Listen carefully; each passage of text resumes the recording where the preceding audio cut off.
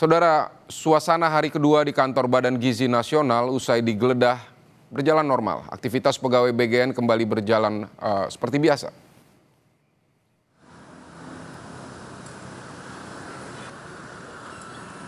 Berbeda dari biasanya, sebelum penggeledahan, para jurnalis biasanya diperkenankan masuk ke lobi kantor BGN. Namun, sebaliknya, setelah penggeledahan selesai, pintu gerbang kantor BGN tetap tertutup rapat.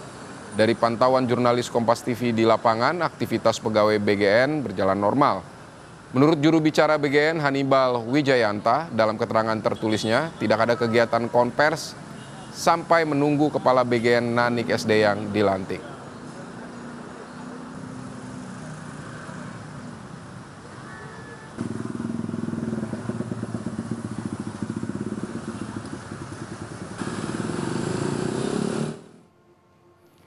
Presiden Prabowo Subianto mencopot Kepala Badan Gizi Nasional Dadan Hindayana. Dadan digantikan wakilnya Nanik Esdeyang.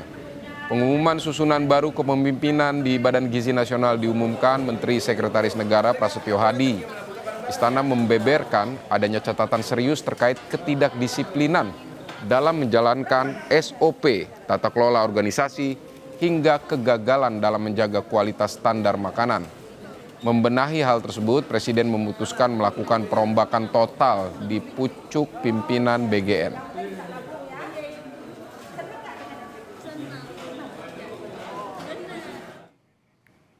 Saudara, kita akan menuju ke kantor Badan Gizi Nasional. Sudah bersiap jurnalis Kompas TV Fedriska Ananda dan juru kamera Yohan Bagja.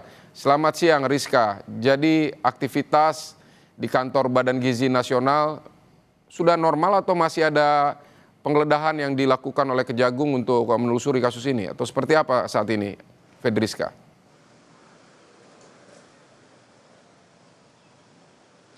Sudah tidak ada, Vidi dan juga saudara, penggeledahan sudah selesai dilakukan pada hari kemarin ketika Kejaksaan Agung ini menahan ketiga pimpinan ataupun mantan pimpinan Badan Gizi Nasional.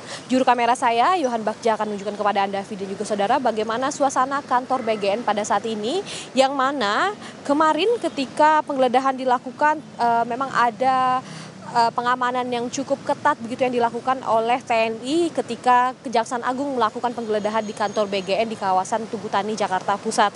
Namun kalau misalkan untuk siang ini pengamanan hanya dilakukan oleh pengamanan dalam dari gedung kantor Badan Gizi Nasional, namun hanya saja memang ini suasananya agak berbeda dengan hari-hari biasanya, Vidi dan juga saudara, di mana biasanya ini kantor BGN ini terbuka untuk publik gitu, untuk wartawan begitu ya.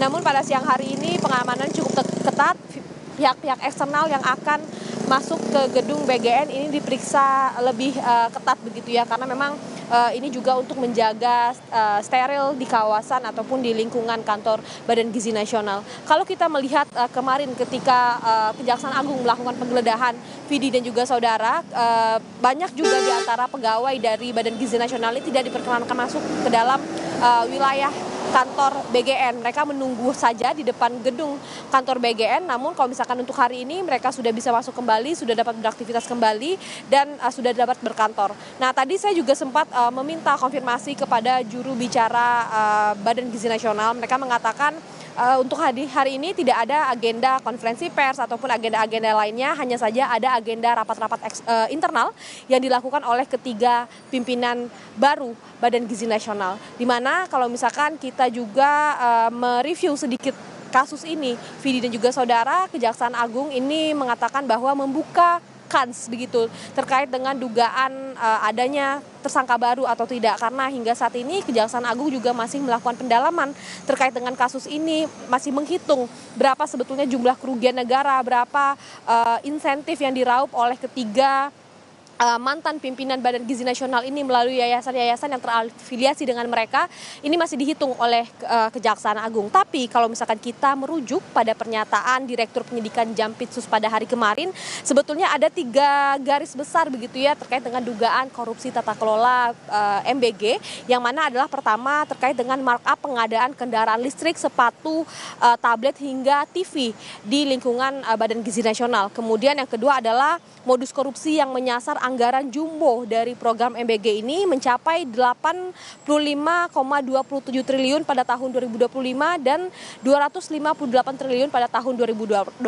Dan kemudian yang ketiga adalah program yang seharusnya dikelola oleh yayasan-yayasan yang dikerjakan sebagai mitra dari Badan Gizi Nasional ini justru melakukan penyalahgunaan, ataupun ketiga pimpinan BGN ini melakukan penyalahgunaan intervensi terkait dengan bagaimana mereka mengatur modus-modus yang mereka lakukan, sehingga dugaannya ketiganya mendapatkan insentif sebanyak miliaran per harinya, sehingga berapa jumlah total kerugian negara terkait dengan dugaan korupsi tata kelola makan bergizi gratis ini masih dihitung oleh Kejaksaan Agung hingga saat ini.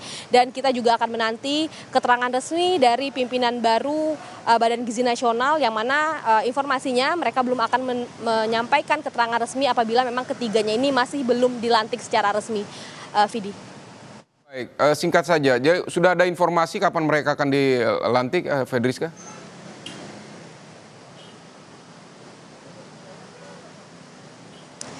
Ya, Vidi, tadi kami juga sudah mencoba begitu ya mengontak pimpinan baru ataupun kepala BGN yang baru, Nanik S.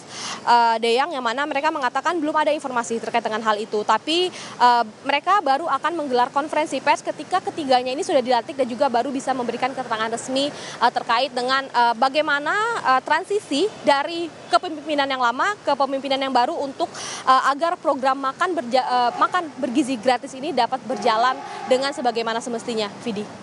Baik, kita menunggu langkah apa yang akan dilakukan oleh Badan Gizi Nasional untuk memperbaiki tata kelola program makan bergizi gratis sehingga para penerima manfaat bisa mendapatkan gizi atau yang lebih berkualitas. Terima kasih Fedriska Ananda untuk laporan Anda dari kantor Badan Gizi Nasional.